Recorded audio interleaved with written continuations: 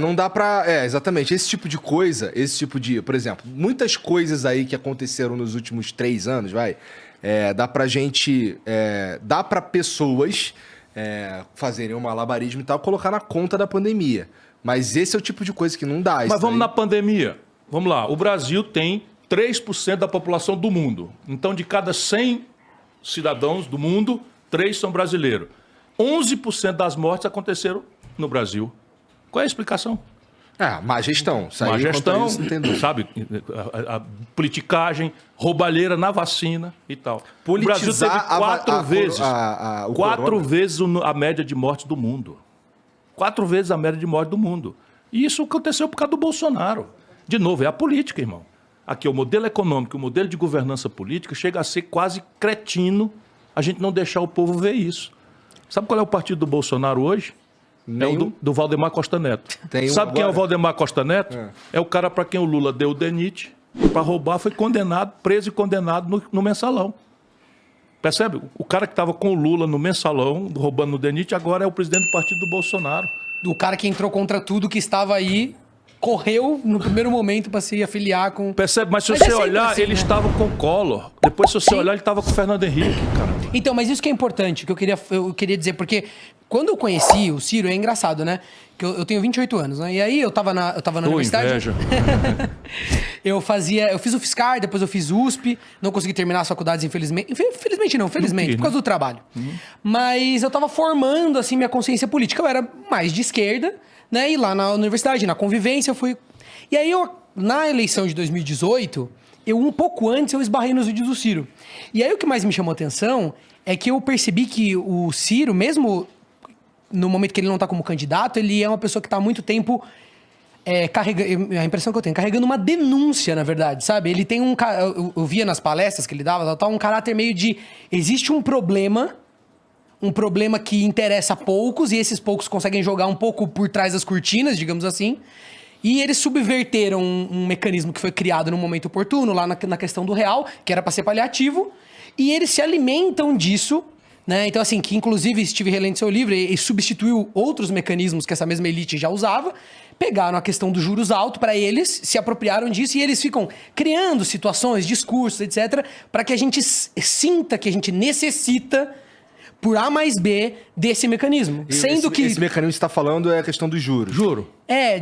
Enfim, o Ciro sabe explicar melhor do que eu, mas assim, o meu ponto com isso tudo é que isso me chamou muita atenção. E aí, acompanhando a trajetória política do Ciro, eu percebo que ele nunca abre mão disso. E isso é uma coisa que eu também tô aqui, eu tenho um monte de pergunta aqui. Manda ver, que manda ver. Eu já declarei meu voto no Ciro, mas eu tenho dúvidas e acho que tem lugares onde a gente talvez discorde. Eu quero saber o porquê que ele discorda de mim. Manda ver. Mas isso é uma coisa que foi decisiva pra mim e apoiar de verdade. Porque mesmo em situações onde ele tinha tudo a perder, digamos assim, no momento onde os outros fazem conchavo, que eles sabem que o poder econômico, digamos assim, vai financiar as campanhas, vai apertar a mão depois da eleição, vai ajudar a viabilizar, né, os projetos, ele faz questão de ser vocal antes.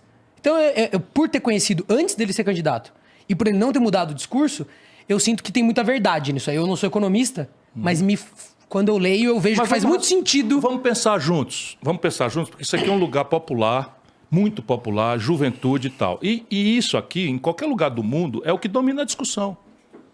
No Brasil, se você olhar, nós estamos brutando o povo para brigar por comunismo e fascismo. Essa era a grande disputa nos anos 30, que desagou na Segunda Guerra Mundial. Isso está superado.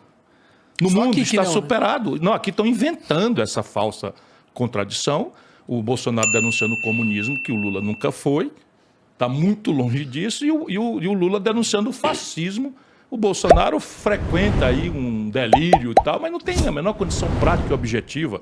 A gente pode ficar, vamos dizer, vigilante, mas vamos para a eleição escolher. Agora, repare, se o governo paga, vamos ajudar as pessoas a entender, essa é a chave do processo. Se o governo paga por um papel da dívida do governo, um juro maior do que o lucro médio dos negócios, por exemplo, você tem aqui uma espécie de startup. O Flow é uma espécie de startup. Você tem faturamento, tem que ter sua contabilidade, tem que ter sua gestão e tal. E você botou um dinheirinho aqui, comprou essas coisas, botou o estúdio, aliás, está do peru. O estúdio ficou bonito e tal. Então tá tudo aqui. Você você podia, se você tivesse feito um cálculo, eu não tenho dinheiro, eu quero montar o meu negócio, eu não tenho dinheiro, eu vou no banco para botar um negócio cujo lucro é menor do que o juro que eu vou ter que pagar para o banco. Você não vai mais para o banco. Ou se for, tá doido e vai quebrar, como 6 milhões de empresas no Brasil, 6 milhões estão no Serasa. É tão importante entender isso, né? Então, por exemplo, essa foi uma parte fundamental de entender que, assim...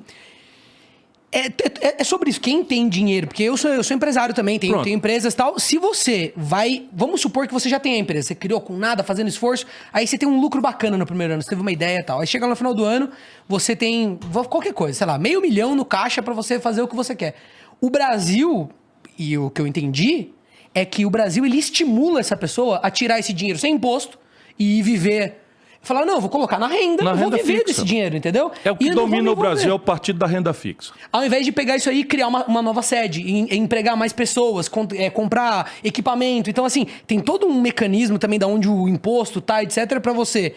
Na hora que a pessoa vai tomar a decisão de, beleza, eu expando o meu negócio agora, além da burocracia, que na minha opinião é bastante difícil de lidar, você sabe muito bem, né? Que é um negócio absurdo. Vários outros problemas estruturais têm esse problema de, calma aí, não vale a pena. A não ser que a pessoa tenha um sonho muito grande, que nem a gente é idealista, né?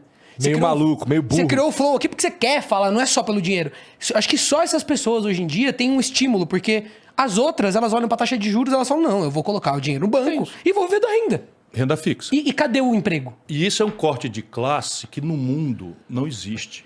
Claro que está começando a existir numa dimensão muito grave, que eu estou nesse debate internacional. Ainda agora recebi um convite, estou indo para Oxford, da universidade lá em Londres, porque eu participo dessa discussão, que é o seguinte, como é que a gente vai apropriar os ganhos impressionantes das tecnologias modernas para o conjunto do povo? Ou nós vamos, essas grandes tecnologias vão ficar tudo com o Elon Musk, o Zuckerberg, não sei o que e tal. Não fala mal do Elon Musk, não. Eu quero falar sobre o Elon Musk. Eu não vou falar mal do Elon Musk, assim, mas é patológico o cara ter R$1 trilhão no bolso. Mas ele não tem no bolso. É isso que eu queria falar. Ele tem no bolso. Não tem no bolso. Tem nas empresas dele que estão empregando pessoas e tudo mais. Eu não estou condenando o empreendedor. Estou falando o seguinte, que você tem hoje no mundo, esse é o grande debate no mundo, que eu digo quando o Lula parou no tempo, é que esse debate, se não for feito no Brasil para anteontem, nós estamos ferrados. Que é o retardo tecnológico. Percebe? Então você tem games, por exemplo, você está ligado nesse assunto, acabou. Games, hoje gera mais renda no mundo do que cinema e música juntos. E o Brasil, fora, completamente. Hoje, se você Só não estamos fora da música, porque do cinema e dos games a gente tá, né? Isso.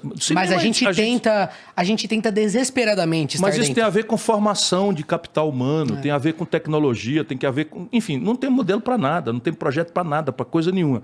Mas essa disfunção do juro é, vamos dizer, o resumo do problema, e eu tenho pedido a Deus para iluminar a minha palavra, como é que eu acho metáforas para as pessoas entenderem. Câmbio. Quer dizer, câmbio... Ora, o povão está nos ouvindo aqui, eu quero saber de câmbio. Na hora do Jornal Nacional dizer que a taxa de câmbio bateu em 4,80 hoje, eu vou no banheiro fazer xixi, porque aquele assunto não me interessa, eu não estou comprando câmbio. Aí é que mora o perigo, né? Tá de verdade muito no pão, no arroz. Tá no pão, tá no arroz, tá no remédio, tá no celular, tá no meio de diagnóstico médico, tá em tudo. E aí eles descobriram essa maravilha de manipular a taxa de câmbio em períodos de véspera de eleição para falsear um barateamento das coisas para ganhar a eleição. Foi o que o Lula fez. O Lula arrebentou o país criando esse conforto nacional consumista. Foi o Lula ou foi a Dilma no segundo mandato? Não, o Lula expandiu o consumo e criou um passivo externo monstruoso que fechou a conta miraculosamente porque os preços dos produtos brasileiros lá fora estavam bombando. Foi uma aposta que deu certo. Para ele, sim. Mas se a gente imaginar... O Brasil deu certo, não deu durante o período dele? Sim, mas é a mesma gente. É o mesmo partido, o mesmo ministro, a mesma pessoa. Ele dando as cartas e tal. Quebraram o país. Que é como se tu agora fosse o seguinte, eu vou começar a gastar por conta, esqueço minha dívida, vou começar a gastar por conta, e pelas tantas, tu perde a renda. Que é o que aconteceu. O Lula pegou o crédito eu estou falando números para a gente discutir. 15% do PIB era o crédito no Brasil. O Lula expandiu para 55% do PIB. Que maravilha, todo mundo foi ao crediário. Aí é foda, porque alguém precisa pagar isso daí. Aí o que aconteceu? As pessoas perderam emprego, perderam a renda. Serasa, SPC, 65 milhões de pessoas. O Lula pegou 43 bilhões de reais dos cofres do governo, dinheiro seu, meu, de todo mundo. 43 bilhões de reais meteu no bolso dos conglomerados de educação privada do Brasil. são os maiores do mundo, meteu no bolso dos caras e deixou no meio um estudante endividado, fiéis. Se gaba. Oh, abri vaga. Porque... Mas o ProUni foi legal. O ProUni também é dinheiro público. É dinheiro público. Fiscal. Mas quem? Por exemplo, eu me formei no ProUni. Não faz mal. Eu estou só lhe dizendo o seguinte, que não existe almoço de graça. Com certeza. Então é o seguinte, o que é que você se formou no ProUni? ProUni é uma boa iniciativa, mas o que era? A universidade é uma empresa que ganha dinheiro, que tem lucros astronômicos, boa parte delas, e deve impostos ao governo. Deve FGTS, deve não sei o que e tal. O que é que o Lula fez? Entregou os impostos que deviam ter ido para os cofres públicos para eles em troca de bolsa. Resultado, explodiu no Brasil a arapuca privada e EAD, esses tudo bem, um camarada, você acabou de dizer, não, eu me formei com o ProUni, legal para você. Agora, e o dinheiro que tiraram da saúde pública? Mas o dinheiro do ProUni, ele vem de... De renúncia fiscal. De renúncia fiscal. Mas assim, pra mim, parece... Analisando de um jeito burro e leigo, parece ser um jeito rápido de colocar o brasileiro na faculdade sem precisar construir novas universidades. Perfeitamente. Agora, a questão básica é, isso se sustenta? Isso é uma pergunta que precisa ser feita mesmo. Não, mas então, qual é a característica? Poder usar na educação de base também, porque acho que foi uma coisa qual também... Qual é a característica? Eu não sou contra, eu estou fazendo uma análise de um modelo que criou uma falsa sensação de conforto, que é essa memória afetiva, e que cobrou depois um preço muito amargo. O país quebrou. A conta veio. Então, a expansão do crédito virou inadimplência das empresas e das famílias. 77,8 de cada 100 famílias brasileiras, estatística permite você fazer 0,8 famílias, mas assim, 77 de cada 100 famílias estão endividadas com recorde de endividamento. Ciro, e esse consumo, na época, conseguiu ser convertido, por exemplo, para um aquecimento da nossa indústria? Não, tudo importado. Destruíram a indústria brasileira manipulando a taxa de câmbio. Porque se aumentou o consumo, porque você falou assim, essa foi uma época boa. Então, acho que depende da análise. Sim, acho que essas famílias que eram pobres, que tiveram um aumento, né, do poder de compra, isso com certeza impactou positivamente a vida delas e tiveram acesso que nunca tiveram. Sim. Mas ao mesmo tempo, a desindustrialização corroeu o emprego deles. Então, na hora que essa onda passou, essas pessoas ficaram... E aí veio um monte de tentativas de tentar... E dava pra gente manter tudo isso daí e fomentar a indústria brasileira ao mesmo tempo. Essa é a base da minha ideia, da proposta. Eu tô relativamente familiarizado com a tua ideia. Veja, então vamos pegar o exemplo prático. Em 1980, do ponto de vista do tempo histórico, eu estou falando de ontem, tá? Em 1980, 1/3 da riqueza do Brasil era produzido nas indústrias. Por que isso é importante? Porque a indústria paga os melhores salários, recolhe o maior volume de impostos para financiar boas políticas de segurança, de educação, de saúde, isso não é mentira, você dizer que vai fazer isso sem dizer de onde vem o dinheiro, e agrega valor na exportação para o estrangeiro, traz dólares para o país para pagar a conta daquilo que a gente não sabe fazer aqui dentro. Então, indústria é fundamental e a economia moderna do conhecimento, a economia digital, na verdade são serviços ultra sofisticados baseados na indústria. Então, sem essa indústria também você não dá o passo seguinte, que é a economia do conhecimento, do mundo digital, etc, etc. Você não dá esse passo se não tiver a base industrial aqui. Então, em 1980, 1/3 da riqueza do Brasil era industrial. Hoje, caiu para 9%. Porra! Na data, em 1980, presta atenção, irmão, para você ver, porque um país é uma coisa para se administrar... Mas, assim, você falou que agora a gente caiu para 9%. 9%. Nós destruímos, a maior destruição. Tem um professor...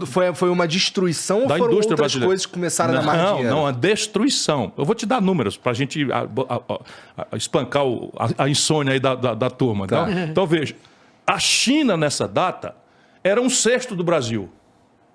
Só que a China já tinha 800 milhões de habitantes e o Brasil estava ali com 150 milhões de habitantes. Nós éramos muito mais ricos relativamente do que a China. Meu irmão, a China hoje está descambando para 20 vezes o Brasil. Quem está certo, eles ou nós? Foi destruição mesmo da indústria brasileira. Tem um estudo de um professor coreano que identifica como o maior episódio de destruição industrial da história do capitalismo mundial. O que precisa ser feito para destruir as empresas do Brasil? De novo, aquela história, câmbio, juros são as principais questões, sistema tributário... Deixa eu te dar o número. Quando você tem um câmbio manipulado, a proporção... Eu quero ver se eu acho um jeito de explicar. Para você é simples, eu quero ver para a gente subir a favela. Se o povo entender isso, a gente vira o jogo. Quando você não compra dólar, nós já entendemos isso, mas você compra pão, e pão é feito de trigo, o trigo o Brasil tem que trazer do estrangeiro, paga em dólar. Se o trigo Se o dólar tá alto, o pão fica mais caro. O pão fica mais caro. O remédio é trazido do estrangeiro, fica mais caro. O celular fica mais caro. O game fica mais E isso caro. se traduz numa inflação. E aí vem uma inflação que não é de demanda, é de custo. Então, aumenta o coisa. E eles atiram com juros sem... Enfim, E não adianta mas vamos nada, voltar certo. aqui. Quando o inverso acontece, quando a minha moeda se valoriza muito, o dólar se desvaloriza muito, eu tenho uma sensação de conforto. Isso pode ser conseguido de duas formas. De uma forma sadia, qual é? Eu tenho um produto industrial poderoso, vendo lá fora, ganho muito dólar. Quando eu ganho muito dólar, a minha moeda se valoriza e eu fico sólido e isso ninguém vai me tomar. Ou eu faço o que eles estão fazendo. Eu boto o juro, ó, de novo. Eu boto o juro lá em cima e aí pego o balanço de pagamento do país e uma montanha de dólar do estrangeiro, que eles chamam de capital motel, só para passar uma noite.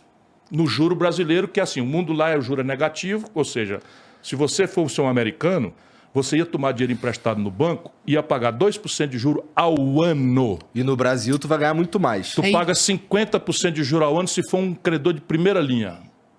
Certo? 50%. Mas se tu for no crédito pessoal, tu vai pagar 320% de juros. Isso é tão importante entender o fato de que quando eles aumentam a taxa de juros, com a prerrogativa de que vai vir investimento, vai vir dinheiro. E aí esse dinheiro não vem para abrir nada, não vem para abrir fábrica, nem loja, nem serviço, nem nada. Ele vem para especular no juro brasileiro overnight, ou seja, capital motel. Vem para cá, aplica e vai ganhando juro do Brasil e na hora que tem qualquer soluço vai embora. E isso é o que explica porque que o Brasil vai e quebra, vai e quebra.